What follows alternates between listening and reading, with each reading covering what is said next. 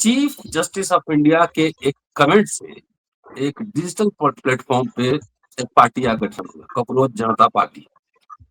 अभिजीत दीपके उसके संस्थापक हैं। ओवरनाइट लाखों लाख करोड़ों में चले गए मेंबर। अभिजीत दीपके वापस लौटे और संविधान लेकर पहुंचे जंतर मंतर। लंबा धरना चला। पहले लोगों ने सीरियसली नहीं लिया, लेकिन बहुत ही गंभीरता से आंदोलन चलाया। वांगचुक, सोनम वांगचुक इसमें शामिल हुए, भूख हड़ताल पर बैठे। 20 जुलाई तो याद ही होगा। शांतिपूर्ण प्रदर्शन कर रहे छात्राओं युवाओं पे पुलिस की बर्बरता। पैलेट गन चले, लाठियां चली, टीयर गैस छोड़े गए और तमाम सादी वर्दी में भी और बगैर नेम प्लेट के भी पुलिस ऑफिसर वहां पे दिखे। और बर्बरता जो महिलाओं, जो छात्राओं के साथ जो दुर्व्यवहार था, वो सभी ने देखा और सिविल सोसाइटी और विपक्षी तरफ ने इसका कड़ा विरोध किया।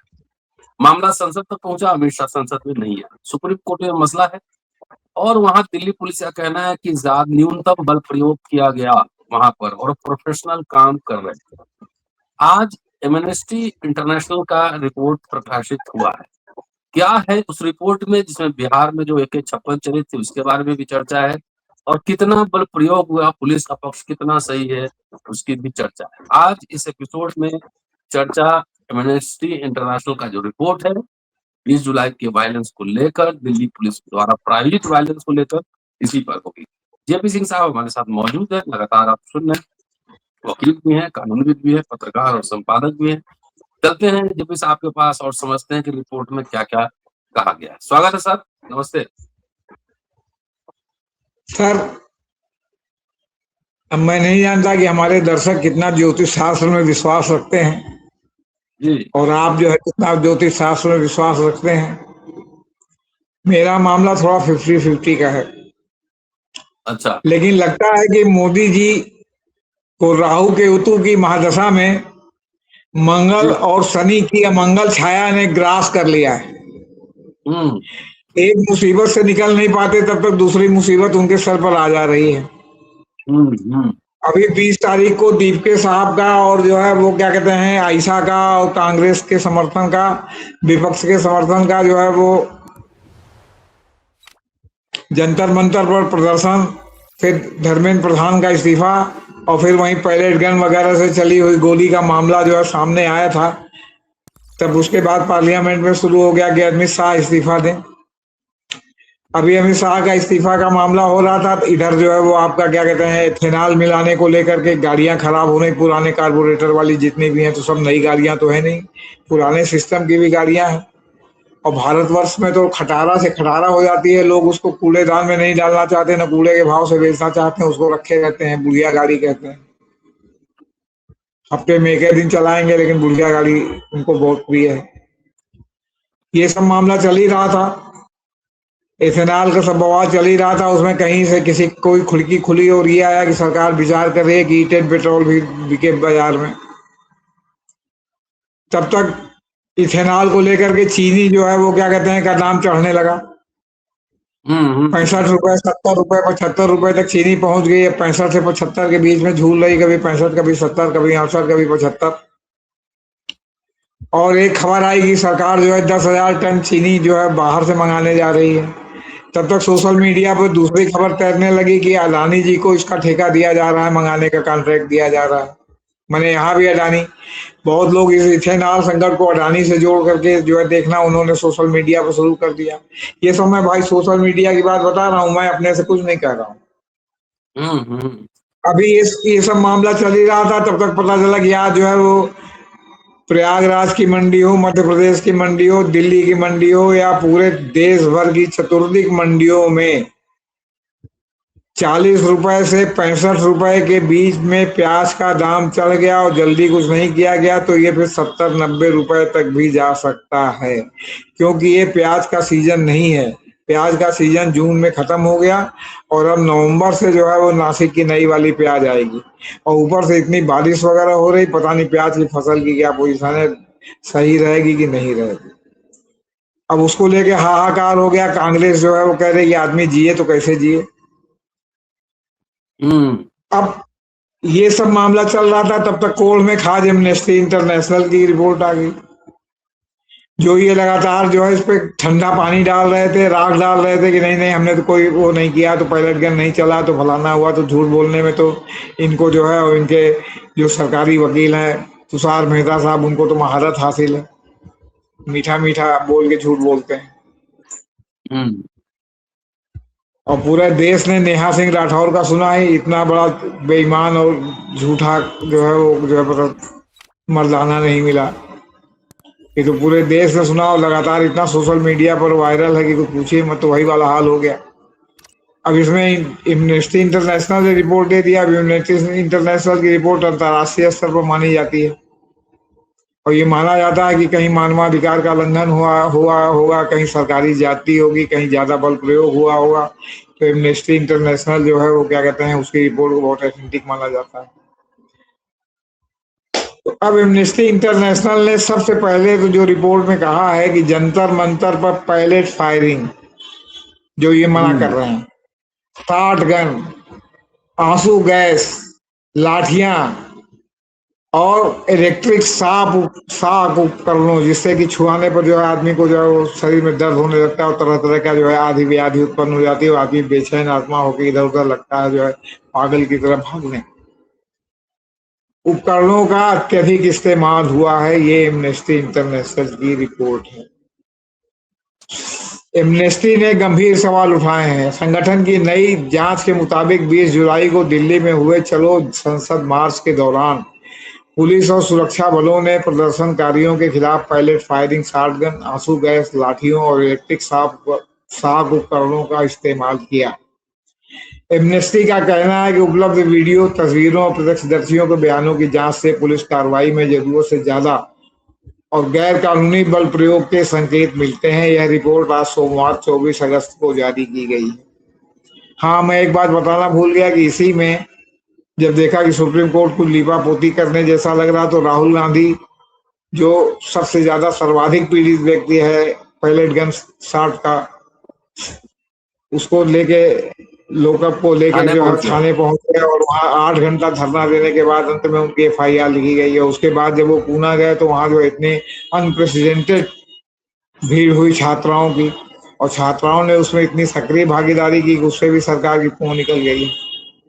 सब सरकार के खिलाफ ही हो रहा है भाई साहब एकदम। मुझे तो लग रहा है कि इनको कुछ जो है वो ग्रह शांति करानी चाहिए, तभी जाके मामला सब निपटेगा। अभी आगे आने वाले समय पता नहीं और क्या क्या होगा। एमनेट अच्छा हाँ, और इधर चढ़ावा वाले में प्रधानमंत्री के प्रतिनिधि और RSS के प्रतिनिधियों में खुल्लम खुल्ला हो गया।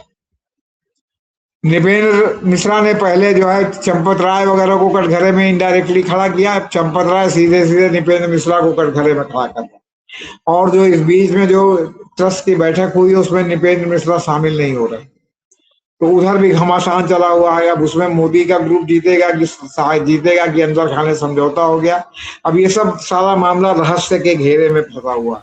कहने का मतलब है कि चतुर्दिक जो है अमंगल की छाया जो है सरकार पर पड़ रही है। अब किस दिन अमित शाह का इस्तीफा हो जाएगा, किस दिन प्रधानमंत्री की सत्ता सरक जाएगी, भाई भगवान जाने।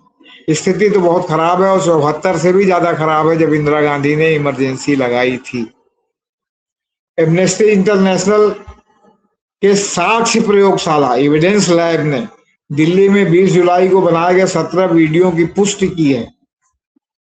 ये सब सही वीडियो है, इसमें कोई टेम्परिंग नहीं है। ये वीडियो जंतर मंतर, संसद मार्ग और कनॉट प्लेस के आसपास के इलाकों के हैं। जांच में दिल्ली पुलिस के अलावा रैपिड एक्शन फोर्स और केंद्रीय रिजर्व पुलिस के जवानों की भी पहचान की गई। संगठन ने बिहार के सिवान में 24 जुलाई को बनाए गए 2 वीडियो की भी जांच की। एमनेस्टी के मुताबिक दिल्ली पुलिस ने सोशल मीडिया पर बल प्रयोग को असंगत बताने के आरोपों को खारिज किया था। पुलिस ने सुप्रीम कोर्ट में भी अपनी कार्रवाई को प्रोफेशनल बताते हुए कहा था कि बल का इस्तेमाल न्यूनतम और परिस्थितियों के अनुरूप किया गया। हालांकि एमनेस्टी का दावा है कि उसके द्वारा सत्यापित दृश्य सबूत पुलिस के इस पक्ष से मेल नहीं खाते। अगर दूसरे शब्दों में कहा जाए तो मैं पुलिस झूठ बोल रही है। एमनेस्टी ने 2 ऐसे वीडियो की पुष्टि की जिनमें RAF का एक अधिकारी कनॉट प्लेस और संसद मार्ग के चौराहे के पास भीड़ की ओर पैलेट शॉटगन चलाता दिखाई देता है। दो अन्य वीडियो में इसी इलाके के दो प्रदर्शनकारियों के शरीर पर ऐसे घाव दिखाई देते हैं जो वर्ड शार्ट यानी छोटे छोटे धातु के छर्रों से लगी चोटों से मेल खाते हैं। साकेत गोखले का नाम सर्वविदित है। साकेत गोखले ने आरटीआई से भी लेडी हार्डिंग अस्पताल और सफदरजंग अस्पताल जो सरकारी अस्पताल है वहां से आरटीआई से मांगा था कि पैलेट गन की गोली से घायल कितने लोग आपके यहाँ भर्ती हो, तो उन्होंने अपने जवाब में कहा कि 5 लोग भर्ती हैं। तो 10 लोग तो साकेत गोखले की आरटीआई रिपोर्ट में भी सामने आ चुके हैं। अभी कितने लोग डर के मारे, जिनको कम लगा होगा सोचेंगे भैया चलो प्राइवेटली निकलवा लो, सरकारी अस्पताल में ना चलो, नहीं बाद में सरकार घर में घुस के माँ बहन को ना परेशान करने लगे, जैसा कि अभी एक लड़की के मामले में दिल्ली में हुआ। एमनेस्टी के अनुसार एक घायल प्रदर्शनकारी ने पहचान गुप्त रखने की शर्त में बताया कि पुलिस पहले आंसू गैस का इस्तेमाल कर रही थी, लेकिन बाद में बिना चेतावनी pellet gun firing shot gun का इस्तेमाल किया गया। उसके मुताबिक उसके शरीर पर करीब 25-30 छर्रों के घाव हुए, उसे अस्पताल ले जाना पड़ा। संगठन का कहना है कि वर्ल्ड शार्ट कानून प्रवर्तन के लिए तैयार किया गया हथियार नहीं है। छोटे छोटे धातु के छर्रे या नियंत्रित तरीके से फैलते हैं और इससे प्रदर्शनकारियों के साथ साथ आसपास मौजूद लोगों के गंभीर रूप से घायल होने का खतरा बना रहता है। एमनेस्टी ने इसे भीड़ नियंत्रण में इस्तेमाल करने पर पूरी तरह रोक लगाने की मांग की है। पुलिस ने बल प्रयोग से पहले चेतावनी नियम का पालन नहीं किया। एमनेस्टी ने भारत के पुलिस अनुसंधान और विकास ब्यूरो के जानलेवा न होने वाले तरीकों से सार्वजनिक विरोध प्रदर्शनों से निपटने के लिए मानक संचालन प्रक्रियाओं का हवाला देते हुए कहा है कि कम घातक या घातक बल प्रयोग से पहले सुरक्षा बलों को प्रदर्शनकारियों को चेतावनी देनी चाहिए। संगठन के अनुसार अंतर्राष्ट्रीय मानकों में भी पुलिस से पहले गैर हिंसक तरीकों का इस्तेमाल करने और संभव होने पर स्पष्ट चेतावनी देने की अपेक्षा की जाती है। अब यहाँ से मैं एक छेपक अपनी तरफ से जोड़ना चाहता हूँ। जालियांवाला बाग में शांतिपूर्ण प्रदर्शन से पर गोलियां चलाने का आदेश दिया गया और गोलियां चली, तमाम लोग मारे गए। तो उन्हीं की पदचिन्हों पर चलने वाले विचार प्रमुख संगठन राष्ट्रीय स्वयंसेवक संघ के ही तो ये सब सरकार है, उन्हीं के सब चीला चांटी की सरकार है। तो आत्मा में तो अंग्रेजों का ही जो है वो बसा हुआ है, तो नियम कानून क्यों मानेंगे? अब नियम कानून तो है कि जितने पुलिस वाले इस तरह की सब ड्यूटी पर हैं उनके नाम पर बैज लगा रहना चाहिए ताकि पता चले कि कौन नाम है। तो सादे ड्रेस में थे, बहुत लोग ड्रेस में भी थे तो नाम नहीं लिखा था, बहुत लोग जो है वहाँ कांटी लगी हुई लाठी लिए हुए थे। तो पुलिस वहां क्या कर रही थी? पुलिस ने उनसे पूछा कि नहीं तुम कांटी लगी हुई लाठी किसको मारने के लिए ले आए? अगर पुलिस कहती है कि हमारे लोग, फिर पैलेट गन भी चला। सीआरपीएफ ने भी अपनी रिपोर्ट में लिखा है कि पैलेट गन, यही कह रहे हैं कि नहीं पैलेट गन नहीं चला। दूसरी ओर दिल्ली पुलिस ने पैलेट गन से चोट लगने की खबरों को सोशल मीडिया पर फेक न्यूज बताते हुए इन्हें गलत और भ्रामक कहा था तथा अफवाह फैलाने वालों के खिलाफ कानूनी कार्रवाई की चेतावनी दी थी। हालांकि नेता विपक्ष राहुल गांधी ने पैलेट से घायल एक युवक को अपनी प्रेस कॉन्फ्रेंस में पेश किया था। The Hindu, Indian express, times of India आदि अखबारों ने ऐसे तमाम घायलों की रिपोर्ट प्रकाशित की थी। द हिंदू की रिपोर्ट का हवाला देते हुए एमनेस्टी ने कहा कि 20 जुलाई को शाम आरएएफ की एक इकाई ने एक डीसीपी के आदेश पर प्लास्टिक पैलेट से 2 भरे बैलिस्टिक कारतूस चलाए थे। इसके अलावा 55 नॉन इलेक्ट्रिकल और 15 इलेक्ट्रिकल क्राउड कंट्रोल सेल तथा 5 आंसू गैस ग्रेनेड का इस्तेमाल किया गया था। एमनेस्टी के मुताबिक बाद में सीआरपीएफ के एक आंतरिक जांच में यह बात सामने आई कि आरएएफ कर्मियों ने कम से कम 7 राउंड ऐसे गोला बारूद चलाए जिसमें धातु के छर्रे थे। धातु के छर्रे बरामद भी हुए। राहुल गांधी ने तो बकायदे थाने के बाहर पत्रकारों को दिखाया भी था। आरटीआई के जरिए सामने आई जानकारी के अनुसार प्रदर्शन के दौरान कम से कम 10 लोगों को पैलेट गन से गोलियां छर्रे लगे हैं। एमनेस्टी ने 8 ऐसे वीडियो सत्यापित किए हैं जिनमें दिल्ली पुलिस और आरएएफ के जवान शांतिपूर्ण प्रदर्शनकारियों पर लाठी बरसाते दिखाई देते हैं। संगठन के मुताबिक इनमें से एक युवा लड़का भी शामिल था जिसने पुलिस को उकसाया नहीं था, नहीं प्रतिरोध कर रहा था। एक वीडियो में एक व्यक्ति जमीन पर गिरा हुआ दिखाई देता है, उसके बाद दूसरे लगातार लाठियां बरसाई जाती हैं उस पर। कुछ अन्य वीडियो में सादे कपड़ों में मौजूद लोग प्रदर्शनकारियों को पीटते दिखाई देते हैं। इनमें कुछ लोगों को हेलमेट पर दिल्ली पुलिस लिखा था। एमनेस्टी ने कहा कि इन लोगों के पास स्पष्ट पहचान चिन्ह नहीं दिखना भी जवाबदेही के सिद्धांत के खिलाफ है। संगठन से लंबे और लचीले डंडों यानी लाठियों के इस्तेमाल पर भी आपत्ति जताई है। एमनेस्टी ने संयुक्त राष्ट्र के विशेष मेमोरेंडम के हवाले से कहा कि इस तरह के डंडे सामान्य बैटन की तुलना में अधिक गति पैदा कर सकते हैं और गंभीर चोट का जोखिम बढ़ाते हैं। एमनेस्टी ने एक वीडियो की भी पुष्टि की जिसमें आरएएफ का एक अधिकारी शांतिपूर्ण प्रदर्शनकारी पर इलेक्ट्रिक शॉक बैटन का इस्तेमाल करता दिखाई देता है। संगठन के मुताबिक सीधे संपर्क वाले इलेक्ट्रिक शॉक उपकरण अत्यधिक दर्द पैदा कर सकते हैं। उनके इस्तेमाल से गंभीर शारीरिक व मनोवैज्ञानिक नुकसान का खतरा रहता है। एमनेस्टी और संयुक्त राष्ट्र के विशेष मेमोरेंडम ने कानून प्रवर्तन एजेंसियों द्वारा ऐसे उपकरणों के इस्तेमाल पर पूर्ण प्रतिबंध की मांग की है।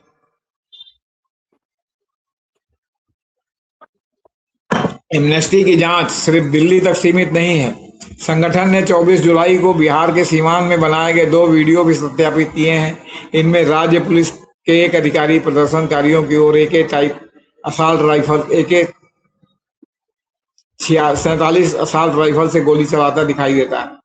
एमनेस्टी का कहना है कि इस तरह की हरकतें जानलेवा हथियार हैं और प्रदर्शन जैसी स्थिति में इनका इस्तेमाल तभी किया जा सकता है जब किसी व्यक्ति की जान या गंभीर चोट का तत्काल खतरा हो, कोई दूसरा विकल्प न बचा हो। संगठन ने कहा कि ऐसा कोई सबूत नहीं मिला जिससे यह साबित हो कि उस समय ऐसी स्थिति मौजूद थी। सीवान में कम से कम 3 लोग घायल हुए थे। इनमें एक राहगीर भी शामिल था जिसके गले में गोली लगी थी। अब देखिए, सीवान में भी 3 घायलों की बात आ गई। अभी तक ये कहते थे कि सीवान में कोई घायल ही नहीं। इन्होंने इतना फियर साइकोसिस सरकार ने फैला रखा है कि कोई स्वतंत्र रूप से बोलने, विरोध करने, यहाँ तक कि फेसबुक पे लाइक करने तक से लोग डरते हैं। फोन करके कहेंगे कि बहुत अच्छा पोस्ट है, तो भाई लाइक कहीं ने किए, कहीं अरे यार अब लाइक करें, पुलिस हमारे घर आ जाए तो क्या होगा। इतना फियर साइकोसिस है। तो जिनको गोली लग गई भैया प्राइवेटली इलाज करा रहे हैं कि नहीं, पुलिस का कहाँ गोली लग गई, इसका मतलब तो तुम प्रदर्शन में गए थे, तो झूठे 10 मुकदमा लाद दे, कहे हमको जो है हमारा पैर इन्होंने तोड़ दिया। पुलिस का तो पुलिस का कहना तो भाई सरकार बहादुर, न्याय जो है जज बहादुर भी, मिलाड भी मानेंगे आपसे बता। पुलिस ने सुप्रीम कोर्ट में कहा था कि उसने अधिकतम संयम बरताव केवल स्थिति को नियंत्रण करने के लिए जरूरी न्यूनतम बल का इस्तेमाल किया था।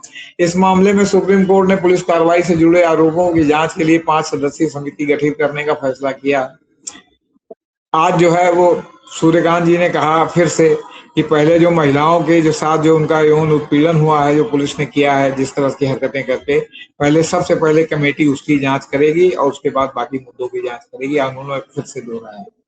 एमनेस्टी ने प्रदर्शन से पहले प्रशासन की ओर उठाए गए कदमों का भी मानवाधिकार के नजरिए से सवालों के घेरे में रखा है। एमनेस्टी के अनुसार चलो संसद मार्च की अनुमति नहीं दी गई, प्रदर्शन वाले इलाकों में इंटरनेट बंद किया गया, 5 से अधिक लोगों के एकत्र होने पर रोक लगाने के आदेश जारी किए गए, कई दिल्ली मेट्रो स्टेशन बंद किए गए और मध्य दिल्ली में बैरिकेड लगाए गए। एमनेस्टी का कहना है कि अंतर्राष्ट्रीय मानवाधिकार कानून के तहत शांतिपूर्ण सभा के अधिकार को पहले से अनुमति लेने की शर्त से नहीं बांधा जाना चाहिए। संगठन के अनुसार यदि किसी तरह की सूचना या नोटिफिकेशन जरूरी हो तो उसका उद्देश्य प्रशासन के प्रदर्शन की व्यवस्था करने में मदद करना होना चाहिए, न कि शांतिपूर्ण सभा को रोकना होना चाहिए। एमनेस्टी इंटरनेशनल इंडिया के बोर्ड के अध्यक्ष आकार पटेल ने कहा कि ये अधिकारियों के शांतिपूर्ण प्रदर्शन के अधिकार को सुनिश्चित करने के बजाय पहले संचार बाधित किया, बैरिकेड लगाया और परिवहन व्यवस्था को प्रभावित किया। इसके बाद प्रदर्शनकारियों के खिलाफ अनावश्यक और अत्यधिक बल का इस्तेमाल किया। ये मामला हो गया था। उन्होंने कहा कि 1 महीने बाद भी दिल्ली में किसी पुलिस अधिकारी को जवाबदेह नहीं ठहराया गया। अगर मान लिया कि ये भी बात पार्लियामेंट में लगातार उठा कि अमित शाह बताएं कि उन्होंने परमिशन दिया या उनको जानकारी के बिना हुआ, और उन्होंने न जवाब ही नहीं दिया, कुछ भी नहीं कहा। और न दिल्ली पुलिस में, आरएएफ में जिन्होंने सब चलाया, न सीआरपीएफ में किसी के खिलाफ कोई कार्रवाई नहीं हुई। तो कार्रवाई नहीं हुई तो प्रकलांतर से ही माना जाता है कि इसमें सरकार की सहमति थी, वरना सरकार कार्रवाई कर देती। होता है ना कि जहाँ गोलीचार हो जाता है और अगर सरकार की अनुमति के बिना कोई अधिकारी ने गोलीचार का आदेश किया तो तत्काल सस्पेंड कर दिया जाता है, तत्काल लाइन पुलिस दरोगा लाइन हाजिर कर दिया जाता है, तत्काल पुलिस वाले लाइन हाजिर कर दिए जाते हैं। यहाँ तो कुछ भी नहीं हुआ। एमनेस्टी ने भारतीय अधिकारियों से दिल्ली सीमा में पुलिस द्वारा पैलेट, आंसू गैस लाठियों, इलेक्ट्रिक शॉक उपकरणों और आग्नेयास्त्रों के इस्तेमाल की तत्काल निष्पक्ष निष्प्रभावी जांच कराने तथा उसकी रिपोर्ट सार्वजनिक करने की मांग की।